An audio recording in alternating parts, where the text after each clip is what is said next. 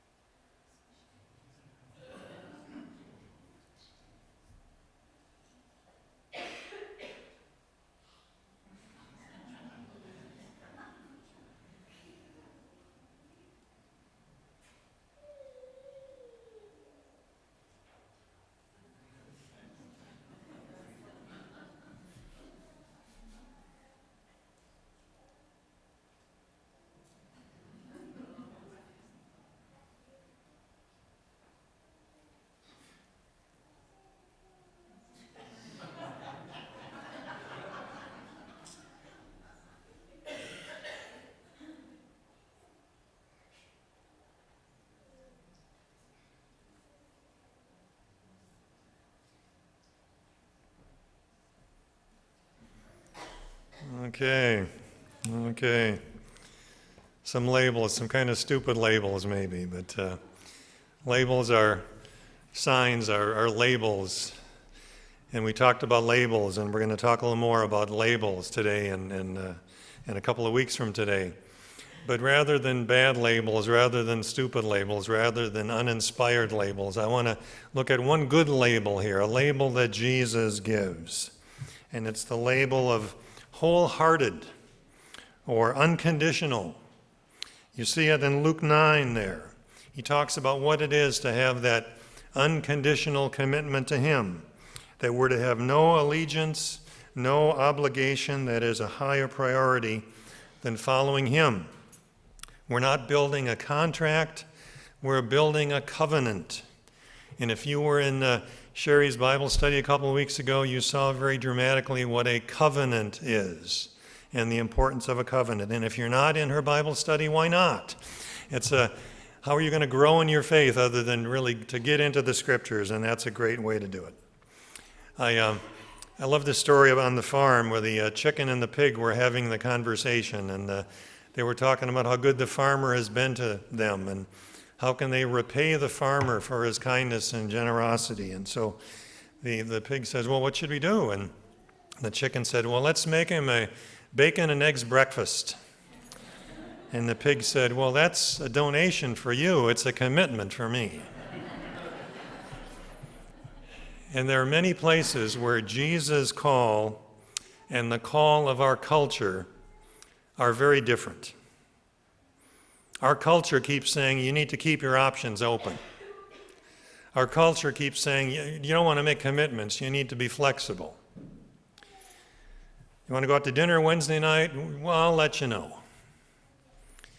Will you marry me? Well, let's see if something better comes along. Jesus says, follow me. And in essence, we say, well, let me get back to you on that. Interesting thing that our culture defines keeping our options open as freedom. But a commitment is making a promise for the future, even though no one knows the future.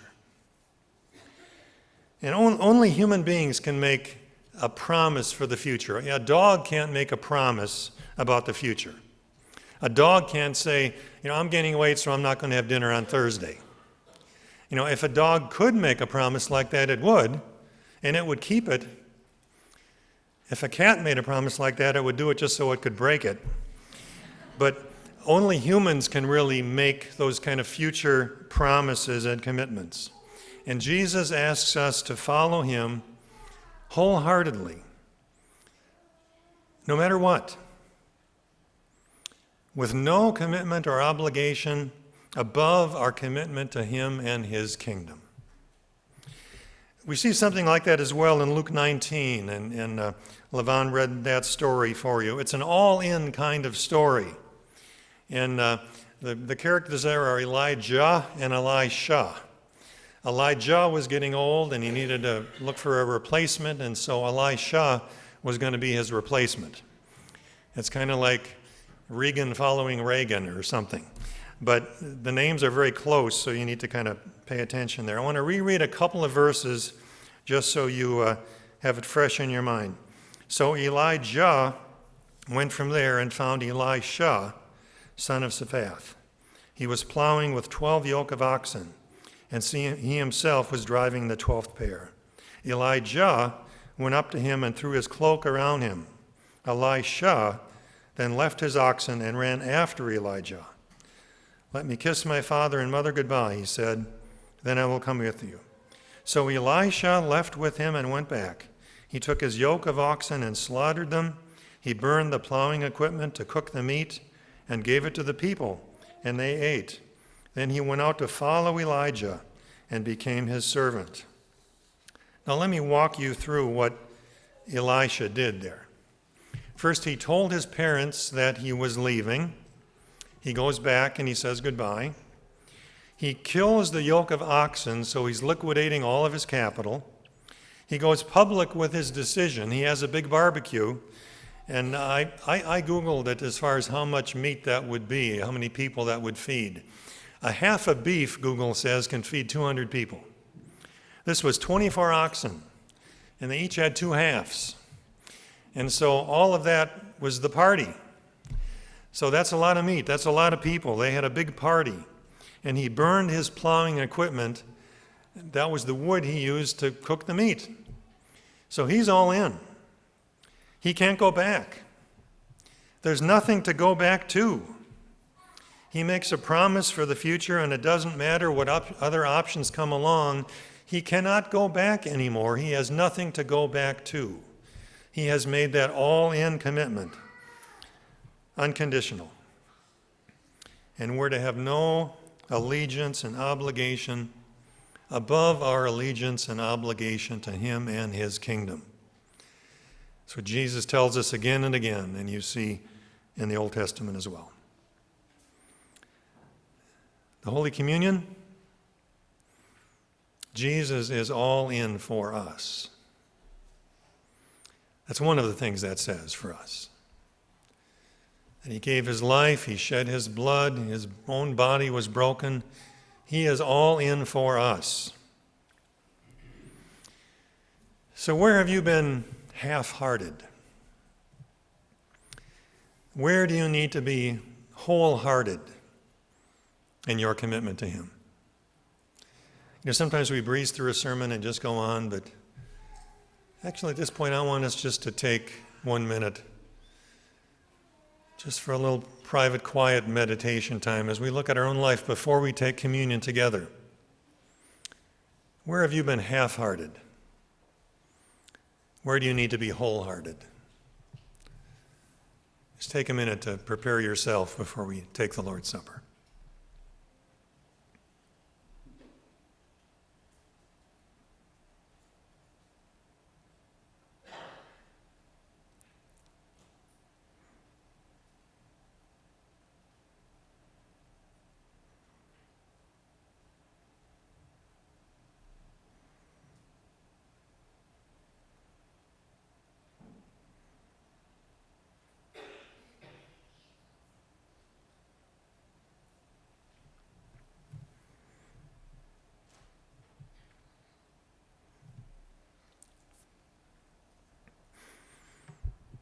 Amen. So once again, our culture tells us one thing, and Jesus tells us another thing. Our culture says true freedom is avoiding commitments. It's keeping your options open. Jesus says true freedom is obeying him and following him unconditionally. Let it be so. The communion ritual that we're going to use this morning is actually found in your hymnal. So if you would take your hymnal and turn to page 26.